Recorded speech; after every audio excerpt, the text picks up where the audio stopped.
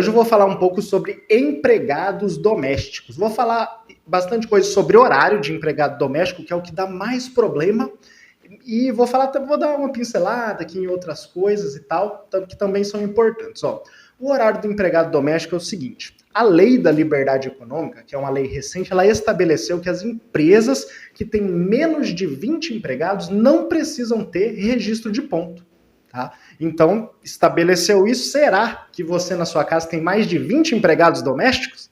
Não sei com quem que eu estou falando, mas é provável que não, né? Então, teoricamente, não precisaria ter registro de pontos. Só que o que aconteceu? A lei dos domésticos, ela tem lá um artigo, que eu vou colocar aqui embaixo, que diz que é obrigatório para empregados domésticos o registro de ponto. Então, não importa se você tem mais de 20, menos de 20. Se tiver uma, já tem que ter o registro de ponto. É obrigatório, tá?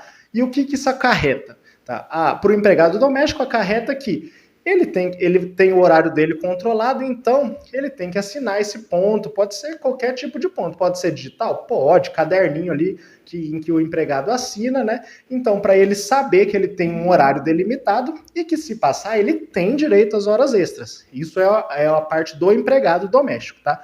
Para o empregador, o que isso acarreta? É uma segurança. Por quê?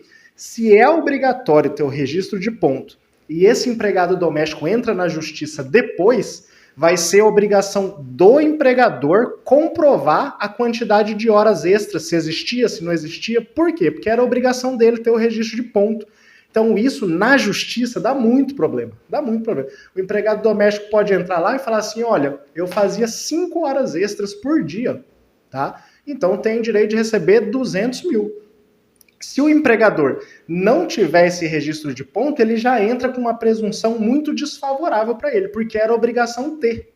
Tá? Então ele vai ter que tentar provar de outras formas que o empregado não fazia esse tanto de horas extras. E isso é muito difícil no âmbito das relações domésticas, por quê? O que geralmente usa na Justiça do Trabalho? Testemunha. Vai ter testemunha que o empregado não fazia? Será que ficava alguém dentro da casa dele cuidando do empregado doméstico? Alguém que conseguia presenciar isso? É muito difícil, muito difícil. Ficava meu filho, ficava minha esposa, não sei o quê. Só que aí parente não pode, né, ser testemunha. Ele pode ser informante, mas é suspeito, né? Vai colocar lá, não, minha mãe, né, ficava na minha casa, mas minha mãe vai falar contra mim dentro da justiça? Não vai, né? Provavelmente. Entendeu? Então, essa é a primeira questão. É obrigatório ter esse registro de ponto, é uma segurança para os dois lados, tá? E tem... E assim, o empregado doméstico, ele tem direito à hora extra, né? E o que acontece?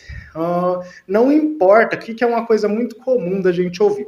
Falar assim, olha, realmente ele trabalhava 8 horas por dia, passava um pouquinho, realmente, assim, às vezes passava 1 hora e meia, né? Só que ele não ficava fazendo nada. A hora que eu ia trabalhar, minha empregada doméstica, ela consegue lavar a louça, limpar ali a casa mais ou menos e fazer uma janta em 2 horas. O resto das 6 horas ela ficava lá, sentada no sofá, assistindo filme. Então ela não trabalhava tudo isso. Ela trabalhava bem menos. Só que isso não importa. Por quê? O que vale para a justiça brasileira é o tempo de disponibilização do empregado para o empregador, de disponibilidade dele. Ou seja, não importa, isso não é só para empregado doméstico, isso vale para todo mundo.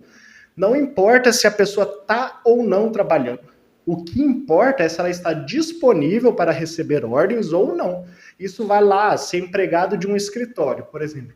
Não importa se você está lá e hoje seu patrão resolveu não te dar nenhuma ordem, você ficou o dia inteiro jogando paciência no computador, você tem direito a receber aquele dia da mesma forma. Então, esse tipo de desculpa, de justificativa, não adianta falar isso, tá? O que importa é o horário ali. E o que é a hora extra do empregado doméstico? É igual, tá, dos trabalhadores normais, e não tem uma hora fixa, ou seja, falar assim, não, o empregado doméstico que passar da 8ª hora, né, ou seja, a 9ª, 10ª, é hora extra? Pode ser, é a regra.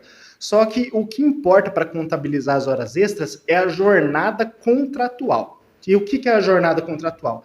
É o tempo que o seu empregador, né, que o empregador doméstico, que o patrão da empregada doméstica combinou com ela, tá? Se passar desse combinado, já é hora extra. Por exemplo, eu vou contratar uma empregada doméstica e falo assim, eu preciso de você 4 horas por dia, das 8 até o meio-dia. Meio-dia você deixa o almoço pronto e pode ir embora, que aí eu chego. 4 horas. Se ela trabalhar 5 horas, é hora extra essa quinta hora já. Tem que pagar. Então, não necessariamente é 8 horas, é o que passar de 8 horas, é o que passar do que está combinado. Tá? Isso é a jornada contratual. Eu vou precisar que você fique aqui 6 horas por dia. A sétima, se passar da sexta, a sétima já é hora extra, tá bom? É isso, espero que tenham gostado e até a próxima.